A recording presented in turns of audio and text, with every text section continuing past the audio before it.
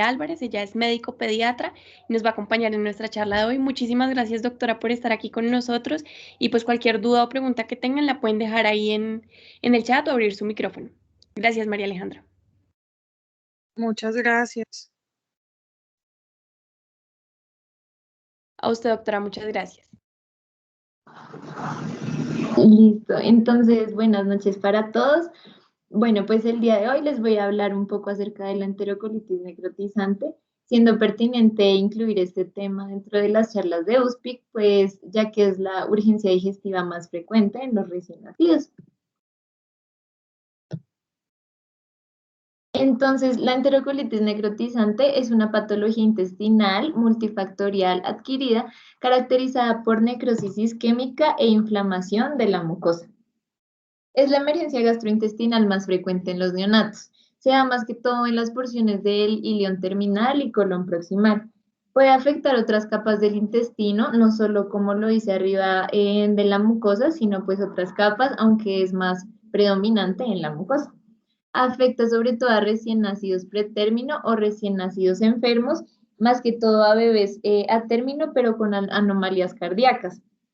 Es muy frecuente y grave en el periodo neonatal y pues tiene una morbimortalidad bastante elevada.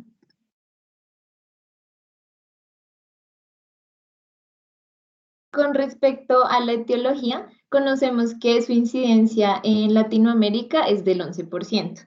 La incidencia global está entre 0,5 y 5% en recién nacidos vivos y el 7% en nacidos con bajo peso. En los recién nacidos a término o cercanos al término, se ha documentado que son más o menos el del 5 al 10% de los casos. De estas cifras, pues es relevante que resultan ser inversamente proporcionales, es decir, que entre menor edad y menor peso, la incidencia va a ser mayor.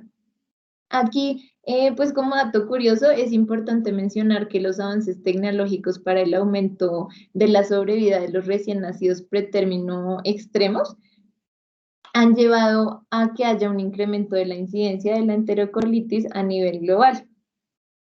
Entonces, pues bueno, dado todo lo anterior, tenemos que el porcentaje de prematuros extremos es de 90% y de recién nacidos hospitalizados es del 1 al 10% y la mortalidad es del 18 al 45%, teniendo en cuenta que pues esta va a variar dependiendo de la severidad del cuadro y de la edad gestacional del recién nacido.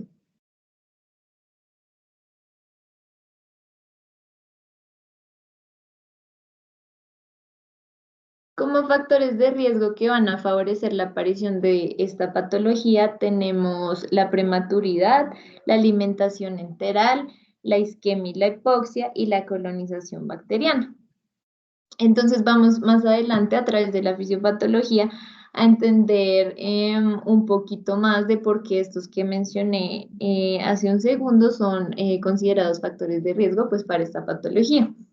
Entonces, el factor que mencioné en primera instancia es la prematurez, ya que los bebés prematuros cuentan con algunos mecanismos de adaptación en su cuerpo que van a generar, por decirlo así, una forma más fácil de entrar, entre comillas, para la enterocolitis necrotizante. Entre estos mecanismos cabe resaltar los tres más importantes. En primer lugar, tenemos los cambios de digestión y motilidad. ¿Por qué? Porque un bebé prematuro pues tiene su capacidad digestiva y de motilidad más inmadura.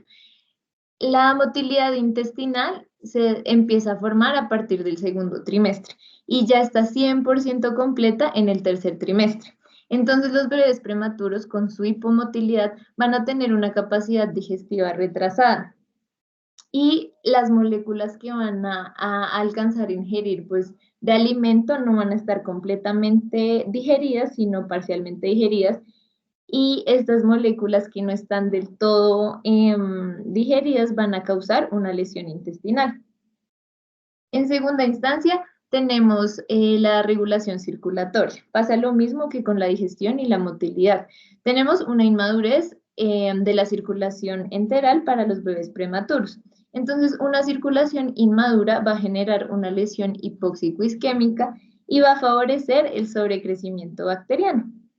Porque al inicio mencionaba que es más frecuente en los bebés con cardiopatías, ya que las cardiopatías congénitas pues también son propensas a generar lesión hipóxico-isquémica y van a generar lo que es un circuito de ahorro. ¿Qué es lo del circuito de ahorro? Que pues el cuerpo va a priorizar la perfusión del cerebro y del corazón encima de otros órganos como por ejemplo el riñón o en este caso el intestino, que pues es bastante importante al hablar de la enterocolitis. En tercer lugar, tenemos la inmadurez de la función de la barrera intestinal. La barrera intestinal consta de varias funciones y necesita de estos 4 componentes para funcionar como debería.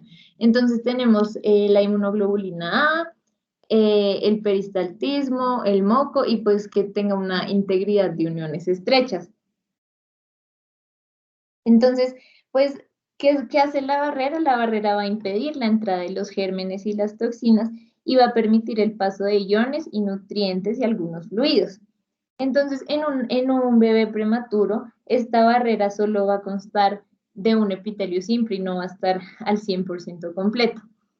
Hablando de las uniones pues necesarias para este epitelio, las uniones estrechas se forman más o menos en la semana 10, pero aunque tengamos las uniones estrechas ya después de la semana 10, la función de barrera no va a estar 100% completa hasta que no lleguemos a la semana 26. Entonces, bueno, sumándole a esto de la barrera, que también las células caliciformes, que pues son las productoras de moco, van a estar inmaduras. Entonces, por consiguiente, vamos a tener una producción deficiente de la mucina, el moco no va a ser lo suficientemente apto para unirse a las bacterias, no las va a barrer y vamos a tener pues un mayor ingreso de estas bacterias.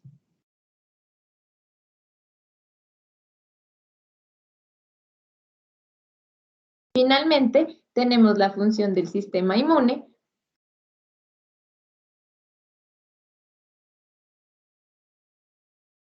¿Me escuchan ahí? Qué pena. Es que no sé, siento que se apagó esto. Ok, listo. Finalmente tenemos la función del sistema inmune, que pues en los recién nacidos se va a dar una respuesta aumentada de este que va a estar desencadenando una cascada de los receptores TLR2 y TLR4. Porque estos receptores van a permitir el ingreso y la activación de bacterias oportunistas. Entonces, bueno, tenemos una respuesta aumentada del sistema inmune, estos receptores van a estar activados, entonces lo que va a generar es la siguiente cascada, va a haber disrupción y apoptosis del enterocito, va a haber una disminución de la capacidad de recuperarse de la mucosa, entonces a la submucosa van a poder entrar más fácilmente las bacterias, los lipopolisacáridos, y dado a esto vamos a tener bastantes mediadores inflamatorios, las interleuquinas pues mencionadas aquí en la diapositiva, todo esto para decirles que esta cascada va a llegar a generar una disfunción microcirculatoria. Esta disfunción va a generar un bloqueo en la producción de óxido nítrico que va a terminar finalmente pues en el daño de la mucosa y del tejido gastrointestinal.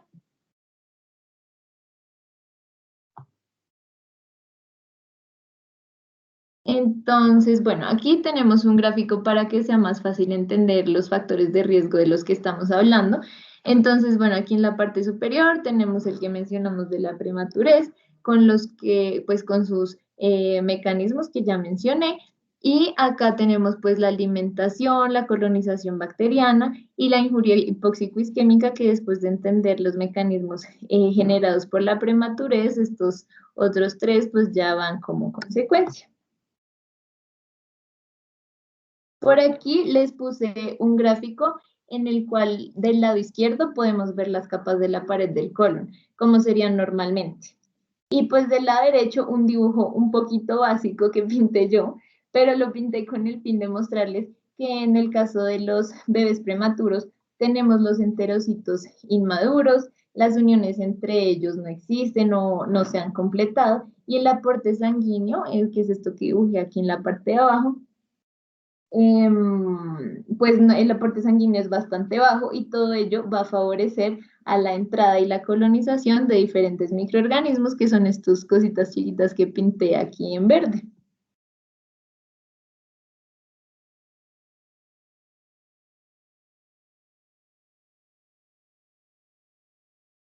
Entonces, bueno, los microorganismos que se han visto mayormente relacionados con la aparición de enterocolitis necrotizante, entonces de las bacterias los primordiales son el E. coli, la Klebsiella y el Enterobacter. De los virus, el astrovirus, el rotavirus y el enterovirus, y como hongos, pues tenemos a la cándida. Recientemente se han identificado algunos factores que son modificables adicionales a los que ya pues hemos mencionado, que pueden alterar el desarrollo y el establecimiento de este microbioma en el intestino.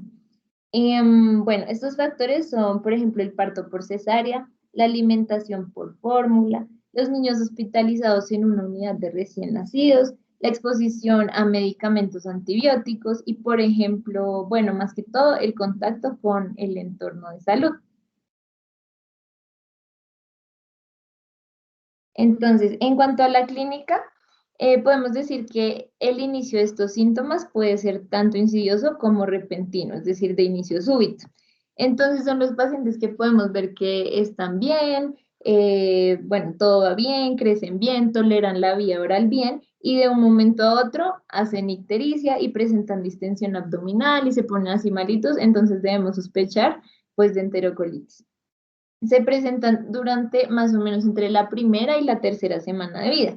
También pueden aparecer después, pero pues es más común que se presente entre la primera y la tercera semana. El signo más frecuente de la enterocolitis es un cambio repentino de la tolerancia a la alimentación. Entonces, pues como ya lo decía, son bebés que se han alimentado bien, toleran bien la vía oral, todo va bien, y de un momento a otro pues dejan de alimentarse, presentan vómito y bueno, otra sintomatología. Entonces podemos, los síntomas que van a presentar los podemos dividir en dos grupos, signos digestivos y signos sistémicos. Los signos digestivos tenemos retraso en el vaciamiento gástrico, entonces son bebés que pues no defecan como en un largo rango de tiempo. También la distensión abdominal, este signo es muy importante porque es bastante común en los pacientes con enterocolitis necrotizante, y la presencia de sangre en heces, entonces podemos tener micro o macrohematuria. Y los signos sistémicos, pues son bebés con aspecto séptico, pero pues muy notorio, bebés que hacen apneas o bebés con alteraciones hemodinámicas que pues de pronto no conocemos, desconocemos la causa y se dan de un momento a otro, entonces pensar en enterocolitis. Otras manifestaciones importantes, pues la presencia de diarrea, fatiga, cambios en la temperatura así drásticos y vómito. Entonces, bueno, no existe un laboratorio específico para enterocolitis, pero hasta el día de hoy el diagnóstico se realiza por medio de estudios radiológicos. En estos estudios vamos a poder observar en las etapas tempranas de la enfermedad. Vamos a ver en la radiografía niveles hidroaéreos, dilatación intestinal generalizada, engrosamiento de las asas de la pared intestinal y la presencia de líquido en el peritoneo. Estos que puse en negrilla abajo ya son los signos radiológicos que pues lo que vamos a poder ver en la radiografía, pero ya en una etapa más tardía de la enfermedad. Entonces ya vamos a poder ver una neumatosis intestinal, gas en la vena porta o pues asa intestinal fija.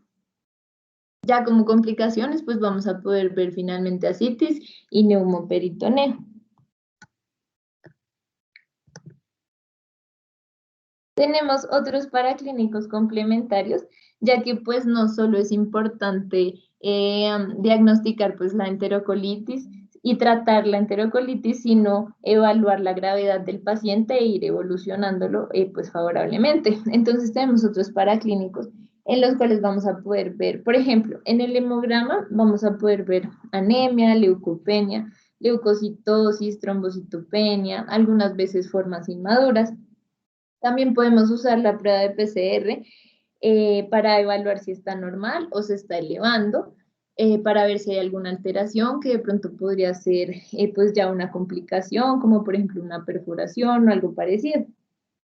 También añadí aquí las pruebas de glucosa, ya que es importante tener en cuenta que en los neonatos pues sabemos que no regulan muy bien el azúcar. Entonces cualquier cambio puede alterar los valores de la glucosa. Más que todo tienen tendencia pues a la hipoglicemia. Entonces pues hay que tener muy presente estar haciendo controles pues de la glucosa de los neonatos. Más adelante, pues todavía no lo hemos hablado, pero lo vamos a hablar en las complicaciones, que una de las complicaciones más frecuentes es la coagulación intravascular diseminada. Entonces, por esa razón, también puse en los paraclínicos complementarios las pruebas de PT, PTT y fibrinógeno. Incluí también gases arteriales para descartar de pronto acidosis metabólica, que pueda ser indicativo pues de que algo va mal clínicamente. Incluí hemocultivo para pues descartar cuando el paciente tenga sepsis. Y bueno, también tenemos otros exámenes como examen de sangre oculta en las heces y electrolitos. Entonces, en cuanto a la clasificación, existen estos criterios que se llaman los criterios de Bell modificados para la enterocolitis necrotizante. Entonces, estos se dividen en estadio 1A, 1B, 2A, 2B y 3A, 3B. Los vamos a clasificar, pues aquí los clasifican según la severidad de las manifestaciones clínicas en cuanto a la clínica del paciente y también según a los hallazgos que encontramos en la radiografía. Entonces, en los estadios 1A y 1B vamos a clasificar el paciente solamente como sospecha de una enterocolitis. Entonces vamos a tener como signos, bueno, manifestaciones clínicas, pues una temperatura inestable, que haga apneas, bradicardia, que tenga letargia, y como signos radiológicos que esté normal, o podemos ver en la radiografía una dilatación intestinal, pues que sea algo leve. Ya en el estadio 2A vamos a definir al paciente como levemente enfermo, mientras que en el estadio 2B va a ser el paciente moderadamente enfermo.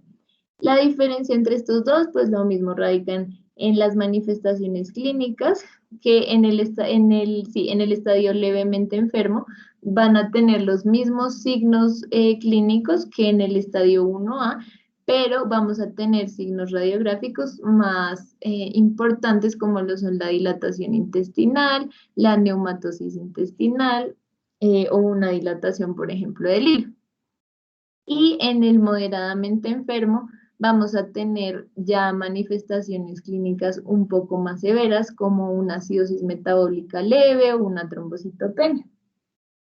Y ya en el estadio 3A y 3B vamos a clasificar al paciente como avanzado o severamente enfermo. Y la diferencia entre el 3A y el 3B es que en el 3A el intestino todavía está intacto, mientras que en el 3B ya es un paciente que pues por sus complicaciones y por el avance de la enfermedad ya tenemos un intestino perforado.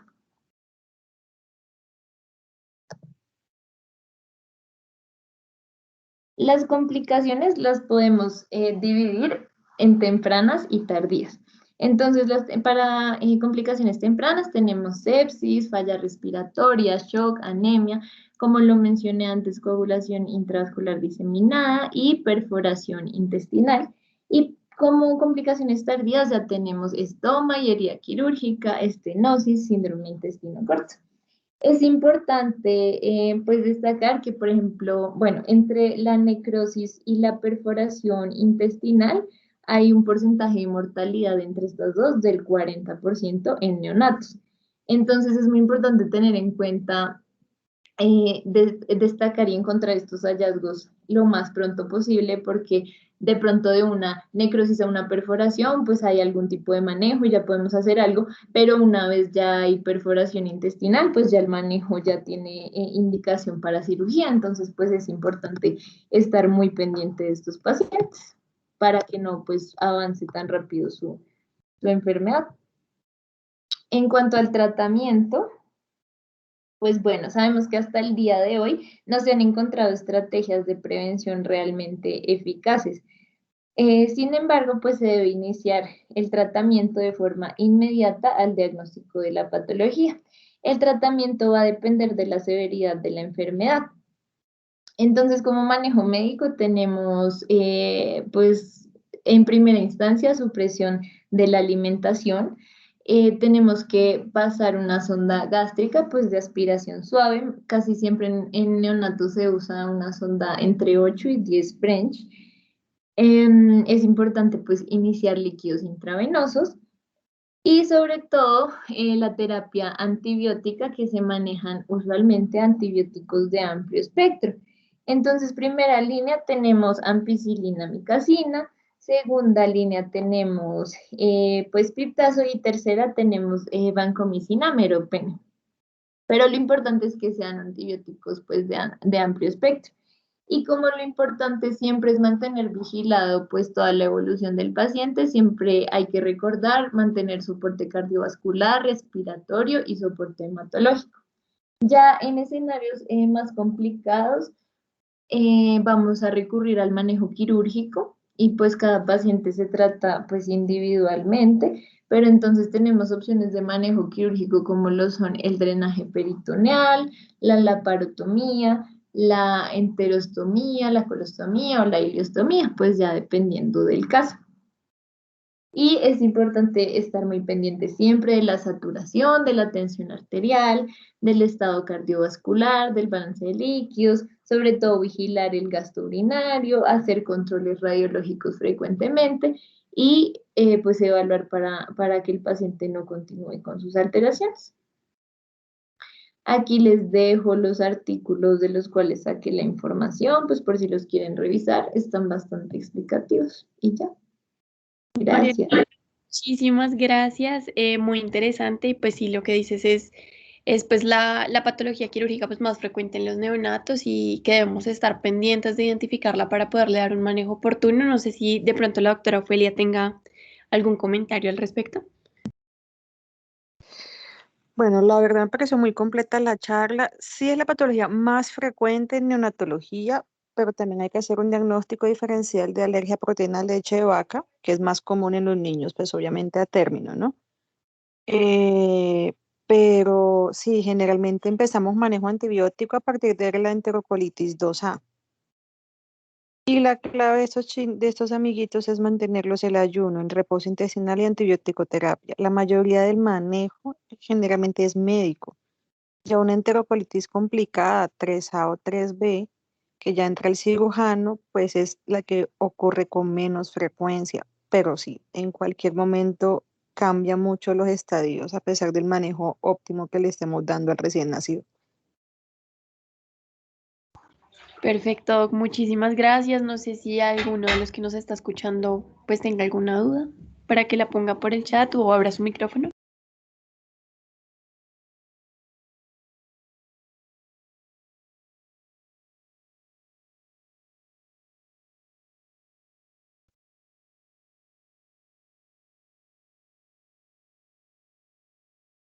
Bueno, no, parece que no. Muchísimas gracias a la doctora Ofelia por acompañarnos el día de hoy. Esperamos que, pues, que nos pueda acompañar en una próxima charla. A María Alejandra, muchísimas gracias. María Alejandra, muy completa tu charla. Les recuerdo que en el chat está el link de asistencia para que por favor lo llenen y nos vemos dentro de 8 días. Muchas gracias.